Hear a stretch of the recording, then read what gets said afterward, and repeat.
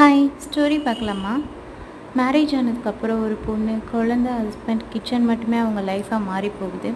அப்படிப்பட்ட ஒரு பொண்ணு யூடியூப்பில் ஒரு நாள் வீடியோ போடுறாங்க. அவங்களோட குக்கிங் வீடியோ.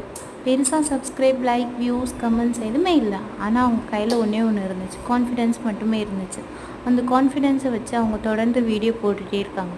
ஒரு நாள் ஒரு அம்மா அவங்களுக்கு கமெண்ட்டில் மெசேஜ் பண்ணுறாங்க, உங்கள் வாய்ஸ் ஒரு காம்னஸ் கொடுக்குது, நீங்கள் தொடர்ந்து இதே மாதிரி போட்டுகிட்டே இருங்கன்ட்டு. அப்போ அவங்களுக்கு ஒரு சந்தோஷம். திடீர்னு நம்மளுக்கு ஒருத்தவங்க கமெண்ட் பண்ணியிருக்காங்களே, ரொம்ப ஹாப்பியாக ஃபீல் பண்ணிகிட்டு இருக்காங்க. அந்த இடத்துல அவங்களுக்கு ஒரு மன நிம்மதி குடிக்குது. ஆனால் அந்த பொண்ணுக்கு கிச்சனே பிடிக்காது, சமையலே பிடிக்காது. ஆனால் அவங்க பிடிக்காத இடத்த கூட பிடிச்ச மாதிரி மாற்றி காட்டினாங்க.